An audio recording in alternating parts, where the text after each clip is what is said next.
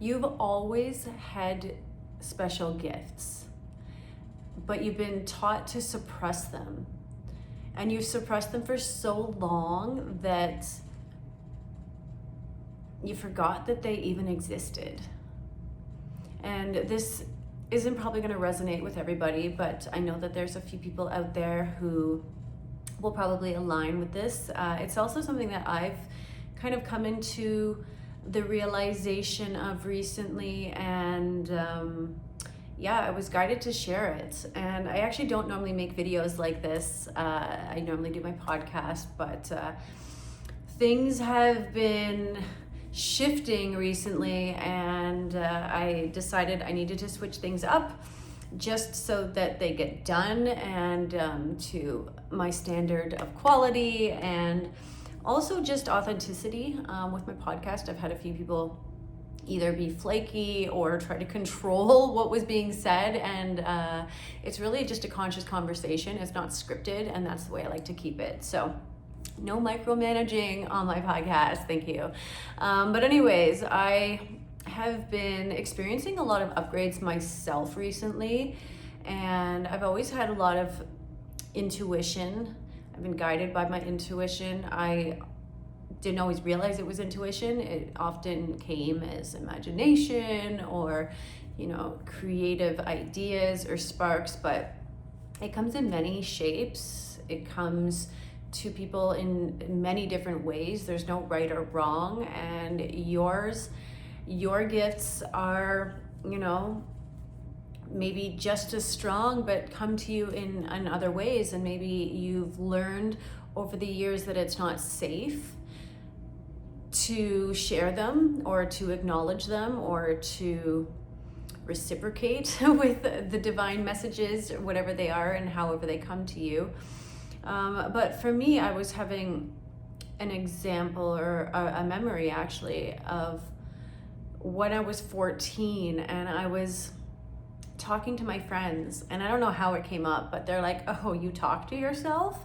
That's crazy." And I actually never really thought of it as talking to myself. I mean, sometimes I guess I would talk to myself. I would maybe be manifesting without realizing it. I would be imagining things happening and responding in the 3D. But sometimes I would hear things, or sometimes I would see things, or sometimes I would know things, and I never really paid too much mind because it was actually normal to me at the time. But then when I was told I was crazy, I was like, oh, this isn't normal. And then I started either hiding me talking to myself or I just silenced it, right? And so it became such a normal thing to suppress my gifts that I actually forgot that I had them. And I was guided to share this because I feel that there's also people out there who were born extremely intuitive and who have also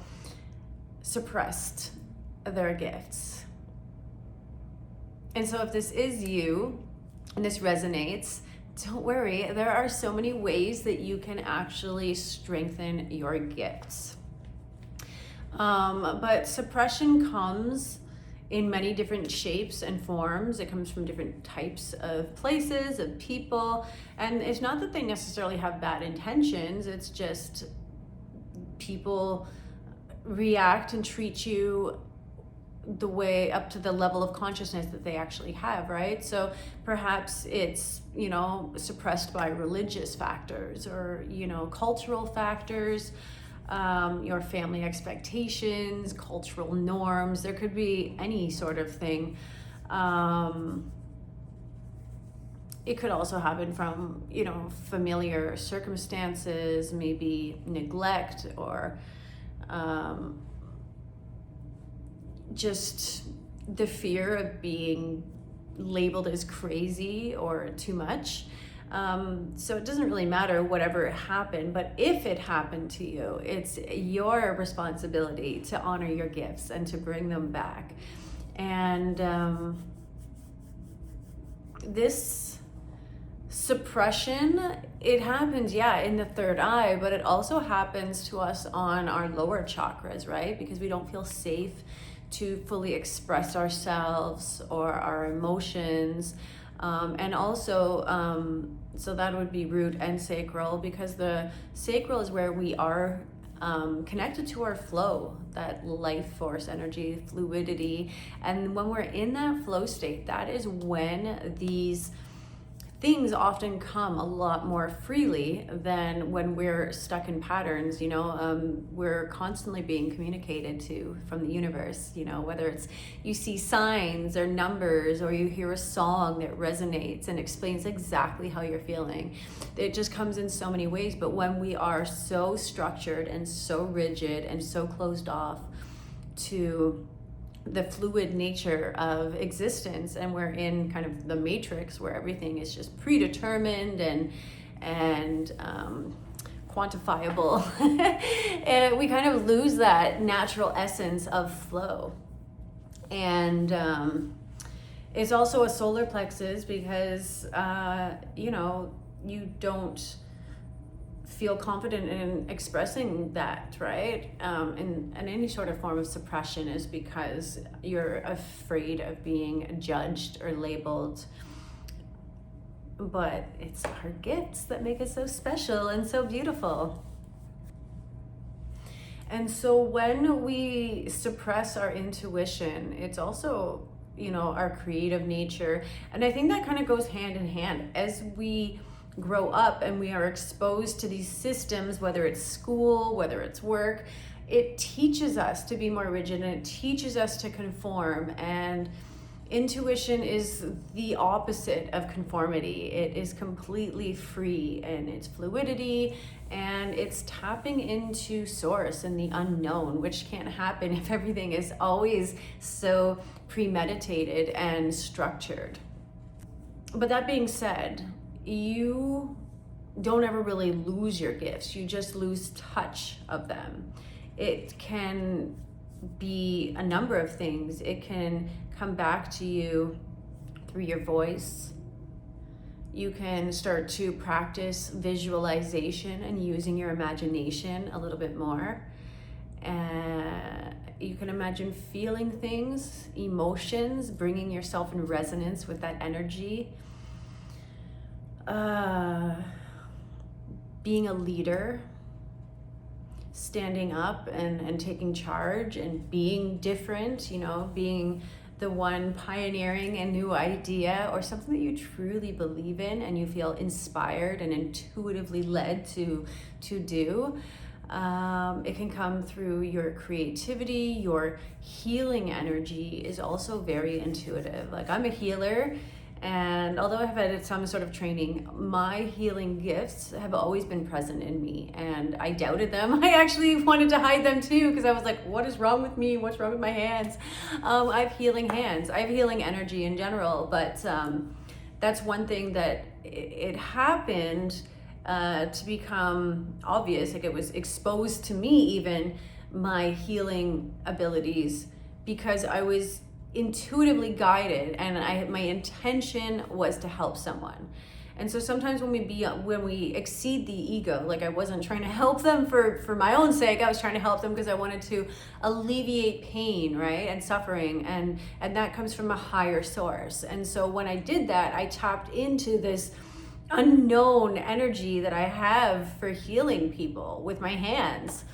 And I can give you a few examples of things that happened. The first time it ever really happened, I do a lot with my hands, by the way. Like, I don't even have nails, because, like, I have my nails, but I don't have fake nails, because I just, like, between cooking, I sew, I walk on my hands, I'm in gymnastics, yoga. I like to paint. Like, everything I do is with my hands. So I've always been very attuned to my hands, but I give very healing massages. And my uncle, when I was younger, he was in the hospital, and he had it was like a massive tumor. It wasn't actually cancer, it was HPV. And I went to go see him, and he looked horrible. I've never seen like somebody's neck that big. But rather than focusing on his neck, he was so upset about this pain in his leg. He's like, oh my God, this pain, it hurts so much. And all I wanted to do was make him feel better because he was so swollen, and like literally he had this big tumor in his throat. It was really not pretty. And so I asked him where it hurt, and I remember I started rubbing his legs with my hands, and I thought to myself, I'm like, I just want to take away his pain. And I kept rubbing. Ooh, even feeling that, I felt my hands kind of tingle. So I was thinking, I just want to take away his pain. And I was rubbing and not thinking anything aside from that. That was just my intention at the moment. And as I was rubbing, it's like my hands kind of started getting tingly. And he said, oh my gosh, Angela, I don't know what you did, but my leg doesn't hurt anymore. And I was like, whoa. And I looked at my hands, and even now it feels like little bits of electricity. So that was one of the first experiences I had. And then when I was in Panama, my roommate had a cat, and it was a kitten. She just came home with a kitten, but she wasn't there to properly take care of this kitten. And the kitten, I think, fell off the couch or something, and it was limping around a little bit. And I was kind of annoyed that she came home with a cat because like she wasn't taking care of it, and I was home all the time. But I felt bad for the kitten because it was just sitting there. So I went over and I wanted to play with it because it was lonely. And when I touched its leg, it meowed in pain. And I was like, oh. And so I kind of did the same thing. I just like held my hand over this little kitten's leg, and I thought of how I wanted to help it. And it didn't get up, it didn't do anything. But then the next day I asked my roommate how the kitten was, and she said, oh yeah, she's better. And so that was another example.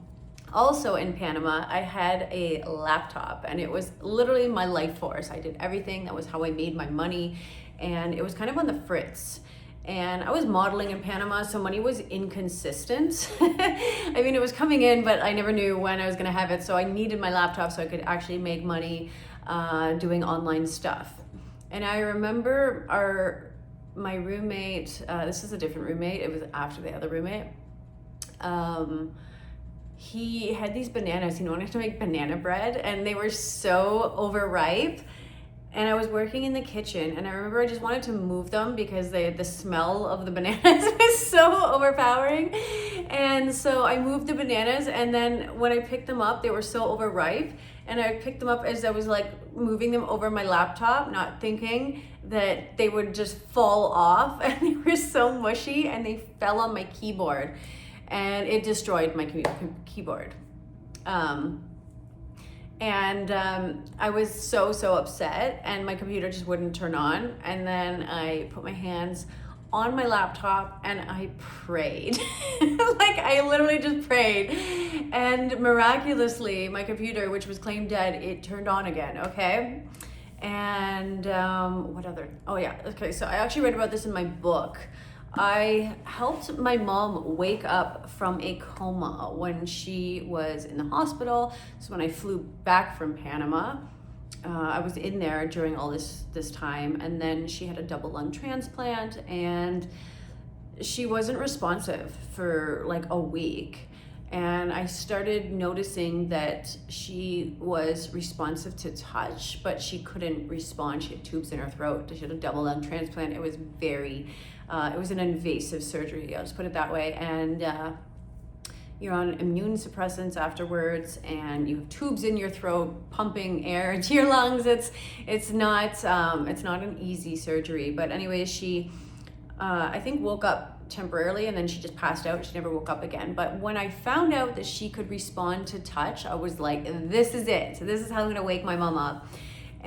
Because I'd always massaged my mom. I actually wanted to be a chiropractor or massage therapist when I was younger, because I always had really healing hands, and I would massage my mother like I was her little massage slave. Very strong fingers too. I can literally support my whole weight with my fingertips.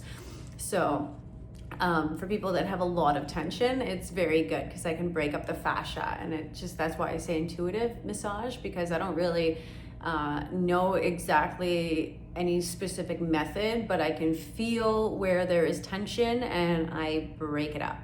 So anyways, I knew that my mom would remember my touch, and that's all I wanted. I just wanted her. I didn't even have the intention of waking her up. Actually, no, I did. But I didn't actually think it was like possible. But I wanted her to know that I was there. Like that was the thing. And so I put vitamin E on and I massaged her and I was talking to her and saying all these affirmations and just beautiful things. And then that's when she woke up. And so since then, there's been other things that I've done, but your hands are very powerful. So that's one of my gifts. I also am very, I don't want to say very, but like I'm clairsentient. Sometimes I hear things. It's helped me. Sometimes it's like, don't move. And so I'm like, okay, you know, it'll come in a time of crisis, but other times it's just like a little thought. And this is why I think a lot of people dismiss their intuition, because it's like in our level of consciousness, there's so many things happening, like so many things subconsciously happening that our body and our senses and everything is picking up on that we're not conscious of. And so when you're intuitive, you just connect with those a little easier, but you're not necessarily conscious that you're connecting with it, right? So I have been very intuitive, and sometimes I'll just, you know, I have a goal in mind, and then my subconscious or my intuition will just lead me to whatever it is that I need. You know, maybe there's a sale on in a store that I never go to, but I was just drawn to go there, for example. Or, you know, you go to a place and at that exact time is this person who you're going to meet, and it is a life-changing opportunity. So those are like intuitive hits. And so a lot of us suppress those because we just don't know. Or you do listen to them, but you're just also unaware that it is your intention. And so being sensitive is actually a strength. Being able to pick up on other people's energies is a strength, but you have to learn how to ground and also how to protect and release other people's energies, because when you're empathetic or highly sensitive, you are like a sponge. And a lot of the time, I read about this in my book, a lot of the time we can pick up on these energies and they cling to our energy. They cling to our thoughts and our emotions, and it lingers. So it's a lot of things we could do. I mean, I smudge all the time. Actually, let's just smudge because I'm talking about this. If I have a lighter here, which I don't. Okay, but anyways, here is an example of a smudging stick. This is my sage, and I light this, and then I just go around my apartment or around myself. I cleanse my energy centers. That's a really easy way to do it. And you can even just declare it with your voice that you are releasing. Say, I call all my energy back to me right now. Anything that is not serving the greatest good or my highest intention, I release it right now, and I lovingly return any of these energies back to where they came from, or something like that. I mean, it sounds really simple, and it is, but actually saying that, it does something. You can feel a shift. You can feel lighter instantly.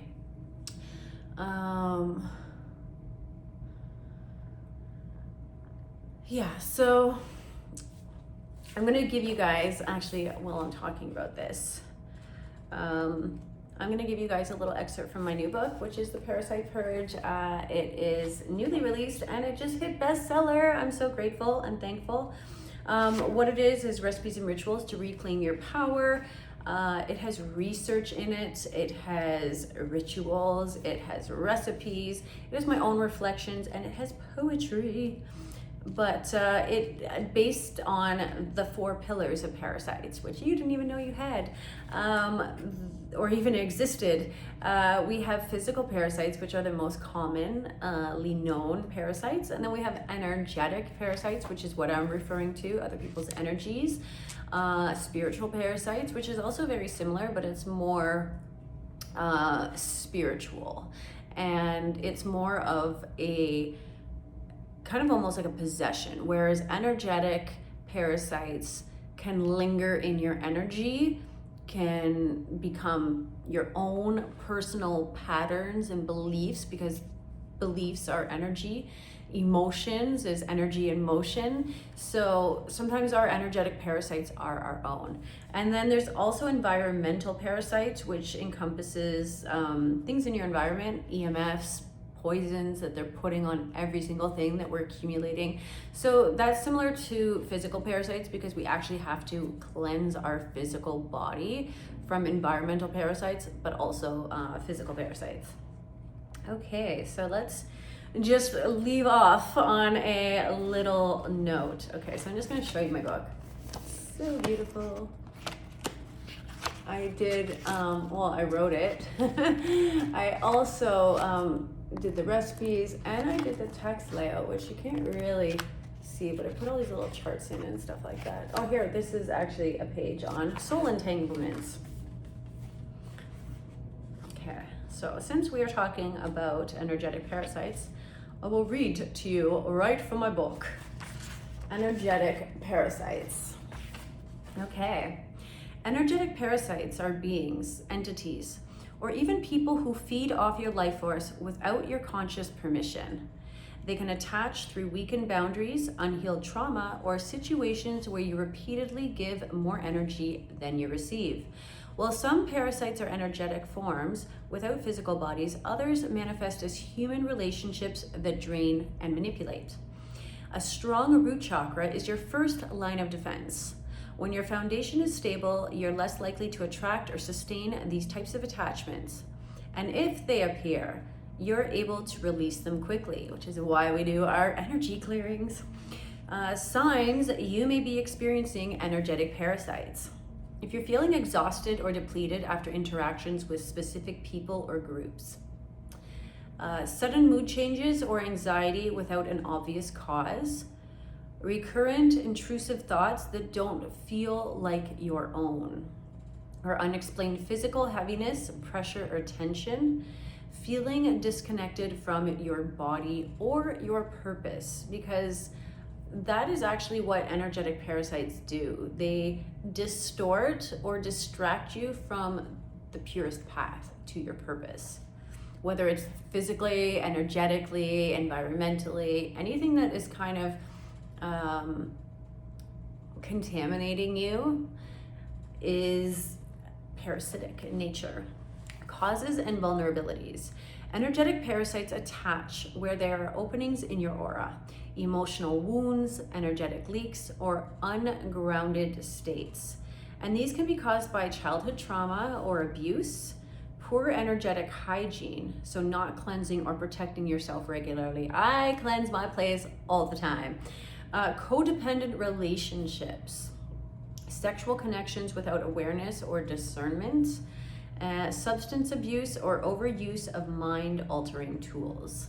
So I'm just gonna leave it there for now, but there's a lot more. I also talk about soul entanglements and sexual relations, karmic loops, and I give you a chart so you can break up what the difference is. But yeah, so that is what can happen. Like, we can be completely derailed by energetic parasites, and what that does is it overrides our own intuition.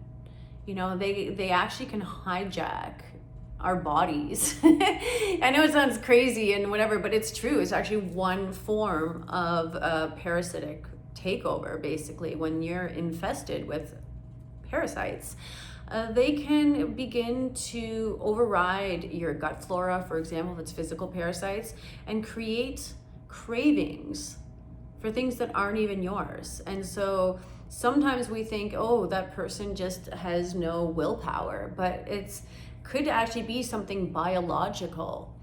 Or if it's an energetic parasite, it feeds on those lower vibrational energies like doubt and fear and lack, or not being enough. And so that is like the demon on the shoulder, the little energetic parasite that's telling you you can't, when in fact you can.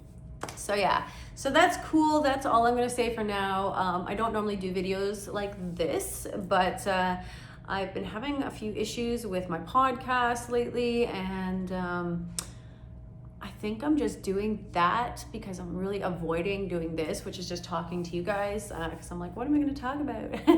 So I'm just going to talk about things that I feel like I get guided to reflect on, or something that comes to me and I'm guided to share, and I'm actually just going to share it. So anyways, if this resonated with you, or you have also been tuning out your gifts and they're coming to you,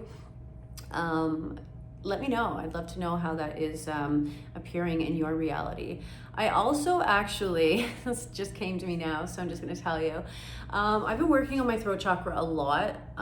Some people are like, oh my God, you don't have a blocked throat chakra, and I don't now, okay? But I have worked on it so much. It's actually something I inherited. My dad had a very blocked throat chakra, and I practice singing, mantras. I actually only really listen to really high vibe music, or stuff that makes me move my body. Music is something that I've always really attuned to, and it opens me up. And so actually part of my spiritual guidance was to sing. And when I had my friend Catherine on my show, I interviewed her a few months ago. We did a channeling afterwards, and she channeled my father, and she told me to speak to my father. And so I did, but it felt weird. I didn't know what to say, right? And then if you don't hear something, you're like, okay, am I crazy? But anyways, later on, I was singing, and my dad came. I didn't see him, but I felt him. It was like an energetic presence. And I was singing when it happened, so I was still singing, and he basically told me without words, I don't even know how to describe it. It was like this higher dimensional conversation that I was just receiving. I wasn't even speaking. I was still singing. And he basically said that because I have done so much work to heal myself and activated my voice, and I've also helped heal my lineage, that I was being gifted with his voice, which my dad didn't have a voice. So that sounds kind of weird, but I mean like his voice now. And when that when the energy kind of dissipated, I was so emotional. I was like, I got goosebumps and I was crying. Like, it was so beautiful. And then I started singing with this different vibration in my voice. So it was actually, when I sing lower, it's like my soul voice. I don't know how to describe that. And I'm not really okay yet to come out of the closet. I am still like shy about singing, but I sing every day. Not to be a rock star or anything, but because it's part of my spiritual practice. And you should sing too. It's actually a very high vibrational way to come into a higher resonance with your truth and speak your truth, actually, because when you are vibrating and working these muscles, it's a very powerful way to spiritually activate yourself. Like, nobody talks about this, but it's one of the higher chakras. So use your voice and use it with words and songs that really speak to you and to things that matter to you. Like, I listen to stuff and it's like singing to the goddess or Gaia or whatever, right? Whatever resonates with you.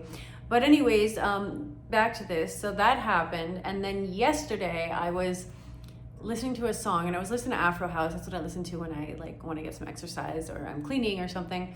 And for whatever reason, I was just called to sing. And I just kind of came out with my own melody or chorus to the song. And it was like on that vibration again. So the reason I'm sharing this with you, because this is actually supposed to be about you, not me, is just to inspire you that if you did lose sight of your own gifts, they still exist. All you have to do is to practice them, because they're like muscles, right? When we don't use our muscles, we become weak. And it's not to say that your gifts are weak, but they're just dusty. And so you need to get out and play with them a little bit, and then they'll come back to you.